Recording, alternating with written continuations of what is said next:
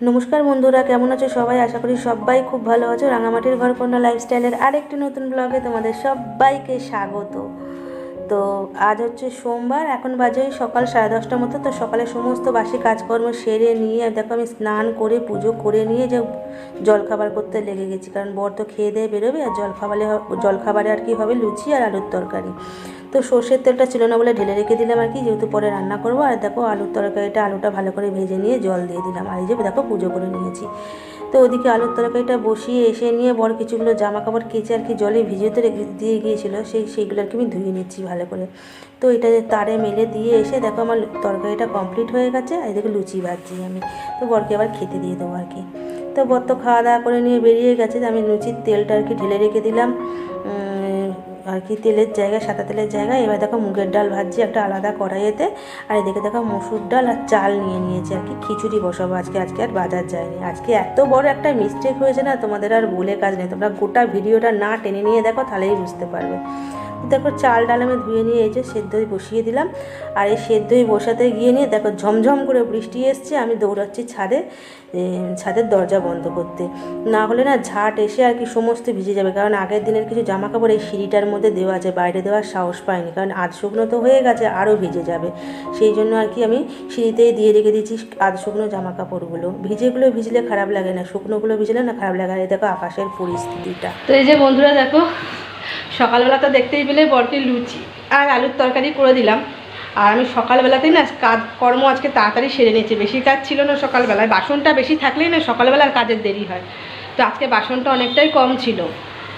তো সেই জন্য তাড়াতাড়ি করে সমস্ত ঘরের বাসি কাজ আজকে সেরে নিয়েছিলাম, দিয়ে নিয়ে ঘর দুয়ার মুছে মাছা নিয়ে না স্নান করে নিয়েছিলাম, নিয়ে ঠাকুরকে পুজোও দিয়ে নিয়েছিলাম। নাহলে বর বলছিল যে ছাতু খেয়ে চলে যাবো, তোমাকে আর অত কষ্ট করতে হবে না, কারণ সকালবেলা তো দৌড়ে দৌড়ে কাজ করি না আমি, গোটা দিন হাঁপাতে থাকি, মানে ভেতরটা কাঁপতে থাকে, এতটা পরিমাণ দৌড়াদৌড়ি করি সকালবেলা থেকে। তো তারপরে বরকে বললাম যে একটা কাজ করি, চলো আজকে বরং আর বাজার যাবো না, কারণ কালকে তো মাটন খাওয়া হয়েইছে একটুখানি। আজকে বরং হালকা পাতলা করে খিচুড়ি করে নিই। এমনিতে বৃষ্টি পড়ছে সকাল থেকে, আজকে বরের বেরোতেও লেট হয়েছে, বৃষ্টি পড়ছিল বলে। ঠিক বেরোবে তার মুখে ঝমঝমিয়ে বৃষ্টি এলো, কালো মেঘ এসে নিয়ে। কারণ বৃষ্টি মাথায় করে নিয়ে বেরোনো যায় না, বৃষ্টিটা থামলে তবে তো বেরোবে। তো ও তো বেরিয়ে গেল, ও বেরিয়ে যাওয়ার পরে তার কিছুক্ষণ পরেই আর কি আমি খিচুড়ি বসালাম। দেখলেই তো দুরকম ডাল দিলাম, মুগের ডালটা একটু ভালো করে ভেজে নিলাম, মুগের ডাল আর মুসুর ডাল দিয়ে আর কি, আর চাল দিয়ে খিচুড়ি বসিয়ে দিলাম। ওর মধ্যেই আর কি একটা আলু 2 টুকরো করে ফেলে দিয়েছি, কারণ আমার বর না খিচুড়ির মধ্যে আলু খুব পছন্দ করে, জানো তো। তো যাই হোক, আর করবো হচ্ছে আলু ভাজা। আর বর বলেছে ওকে একটা পোস্তর বড়া করে দিতে হবে, যেহেতু আর অন্য কোনো কিছু ভাজা নেই, সবজিপাতি কিছু নেই, বাজার যায়নি বলে। তো সেই জন্য ওকে একটা পোস্তর বড়া করে দেবো। আর ভাবছি ঘরে পাঁপড় আছে, পাঁপড় ভেজে নেবো, ব্যাস এই দিয়েই হয়ে যাবে। তো খিচুড়িটা প্রায় ডাল আর চালটা আমার সেদ্ধ হয়েই গেছে, এবার তো মশলাপাতি অ্যাড করব। তো এখানে দেখো আমি এই যে একটু আদা কুচি দেখো করে নিয়েছি, একটু পেঁয়াজ কুচিটা আছে হচ্ছে পোস্তর বড়া করবো বলে, আর টমেটোটা আছে। টমেটোটা আর কি যাবে খিচুড়িতে, আর আদাটা আর কি থেতো করবো। আর এর মধ্যে দেখো রসুনটাও রেখে দিয়ে নিয়েছি, একটু নুন দিয়ে রসুনটা আগে থেতো করে নেবো, তারপরে এর উপর আদা দিয়ে থেতো করবো। আর এদিকে দেখো আলু ভাজার জন্য এই যে আলুও কেটে নিয়েছি।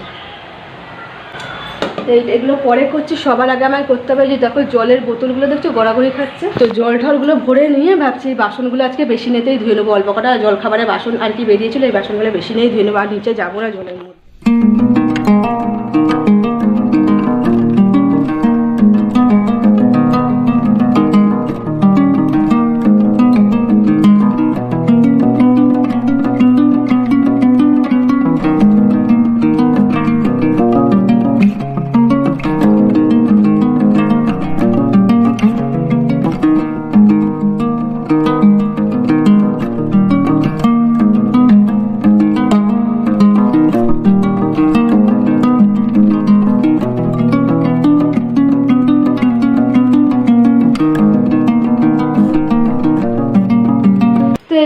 ফাইনালি আমার কিছুক্ষণ আগে আর কি খিচুড়িও করাও কমপ্লিট হয়েছে, আর ভাজাভুজি সমস্ত কিছু কমপ্লিট হয়েছে। ভাজাভুজির মধ্যে আলু ভাজা আর হচ্ছে পোস্তর বড়া করেছি, আলু ভাজা করেছি, আর হচ্ছে কটা পাঁপড় ভেজেছি, ব্যাস আর কিছু করিনি।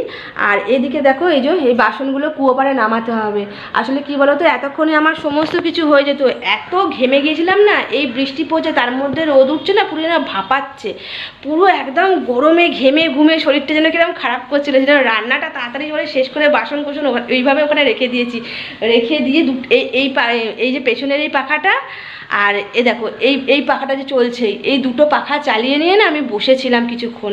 তো তারপরে দেখলাম বর চলে এসেছে, বর ফ্রেশ হতে ঢুকেছে। তো এবার আর কি খাওয়া দাওয়া ভাবছি করে নেবো। তো চলো তোমাদের একবার ঝটপট করে আমার খিচুড়ির লুকটা দেখিয়ে দিই আর ভাজাভুজিগুলো দেখিয়ে দিই। তো এই যে বন্ধুরা খিচুড়িটা খুব গরম আছে জানো তো। এখানে দেখো এই যে পাঁপড় ভেজে রেখেছি কটায় ক্যাসারোলটার মধ্যে, যাতে মানে নেতিয়ে না যায় সেই জন্য। আর এখানে দেখো একটু আলু ভাজা, আর এটা হচ্ছে পোস্তর বড়া ভাজা। পোস্তর বড়াটা একটু পেঁয়াজ বেশি পড়েছে বলে না খাস্তা হয়ে গেছে জানো। 3:40 মতো বাজে। তো বড় বেরিয়ে গেছে বাথরুম থেকে ফ্রেশ আর হয়ে নিয়ে, চলো ওকে ওকেও খেতে দিয়ে দিই, আমিও খেয়ে নিই। খেয়ে নিয়ে বাসন কোসনগুলো ধুয়ে নেবো, দিয়ে ওভেনটাও। Good evening.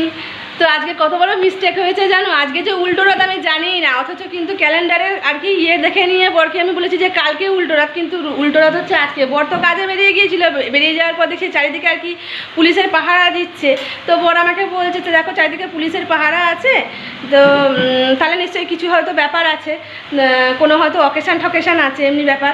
তো আমি বলছি না আজকে তো রথ তো আজকে নেই, তো রথ তো কালকে। সত্যিই ক্যালেন্ডারটা আমি ভালো করে অনেক প্রথম থেকে দেখছি যে কালকে আর কি আগামীকাল আর কি বুধবার না মঙ্গলবার দিন, তো আগামীকাল আর কি মঙ্গলবার দিন উল্টো রথটা ক্যালেন্ডারে তাই দেওয়া আছে। তো তারপরে বর যখন রাস্তায় যখন দেখছে যে একটা রথ দেখতে পেয়েছে ইস্কনের ওখানে যে রথটা তোমাদের দেখিয়েছিলাম না ওই রথটা, তখন বর আর কি বিশ্বাস করলো। তারপর রাস্তায় একজনকে জিজ্ঞাসা করলো যে রথটা কবে, বললো আজকে। তারপর তো বর হজ মুচিয়ে তাড়াহুড়ো করে দেখানো বর চলে এসছে বাড়ি। এসে নিয়ে আমাকে বলছে তুমি তাড়াতাড়ি রেডি হও, আজকেই উল্টো রথ। তবে সে কী গো, তারপর আর একটা যে রথ তোমাদের দেখেছিলাম না, যে রথের দড়িটা আমি টেনেছিলাম, ওই রথটা কিন্তু আজকে বেরোয়নি, ওই রথটা ওইখানেই আছে, ওটা মনে হয় কালকেই টানবে। আজকে আমাদের যে মেন রথটা, যেটা আমাদের কাশীপুরের রাজা দিয়েছিলেন, সেই রথটা আর কি অনেকটা চলে গেছে, ওটা বেরিয়েছে। আর ইস্কনের রথটা আর কি আজকে টানা হয়েছে জানো, দুটো রথ টানা হয়ে গেল। আমি সন্ধ্যা থেকে দেখতেও পেলাম না, অথচ সন্ধ্যেবেলা লাইট অফ হয়েছিল যখন আমি সন্ধ্যে দিই, বুঝতেও পারি না, কারণ রথ যখন নিয়ে যায় না আমাদের এখানে লাইট অফ করে দেয়, যেখান দিয়ে আর কি যায় সেই জায়গাটা লাইটগুলো অফ করে দেয়, যদি অ্যাক্সিডেন্ট হয় সেই জন্য আর কি, কারণ রথটা তো উঁচু। তারপরে আমার বর বলছে ওই জন্য এত পুলিশ দেওয়া আছে আর কি, যেহেতু লোকজন আর কি ঢুকে না যায় বা কিছু না যায়, এত ভিড়ের মধ্যে যাতে কারোর কোনো অসুবিধা না হয়, ঠিকঠাক যেন প্রোটেকশানে আর কি যায় রথটা, বা কোনো মানুষের জন্য কোনো অসুবিধা না হয়, সেই জন্য ওনারা আর কি থাকেন সব সময়। মানে খুব সুন্দরভাবে আর কি আমাদের এখানে রথটা যায়, কারোর কোনো রকম অসুবিধা হয় না, এত সুন্দরভাবে ওনারা আর কি পার করে দেন রথটাকে পুলিশরা, যে খুব ভালো, মানে কারোর কোনো অসুবিধা হতে দেন না ওনারা। তো যাই হোক, এই যে বর এসে গেছে, তাড়াহুড়ো করে কোনো রকমে রেডি হয়েছি, আর এখন বেরোচ্ছি রথ বোধহয় ঢুকে গেছে। আর আমাদের রথটাকে আজকে আর হলো না উল্টো রথ। কী অবস্থা ভেবেছিলাম রথটা টানবো, বলো রথটা কালকে বেরোবো, কালকে দেখবো। ওই আর একটা যে রথ তোমাদের বললাম যেটা দূর থেকে যায়, ওই রথটা যদি টানতে পারি তো কাল দেখবো। খুব খারাপ লাগছে জানো, ক্যালেন্ডারটাও বাবা মিথ্যা করে দিল, বেইমানি করে দিল ক্যালেন্ডারটাও আমাদের সাথে। চলো তোমরাও চলো আমাদের সাথে। তো এই যে বন্ধুরা দেখো বাড়ি থেকে আমরা বেরিয়ে গেছি, আর এই যে আমাদের চক বাজারটায় চলে এসেছি, যে মন্দিরের কাজটা, এখান দিয়ে রথটা দেখো ওই আগের দিকে চলে গেছে, আলোটা দেখা যাচ্ছে। আর দেখো এখানে কত ভিড়, মেলার মতন আর কি বসেছে, কত পিড়ি খেলনা সব আর কি বিক্রি হচ্ছে। এই দেখো রথের আলোটা দেখা যাচ্ছে।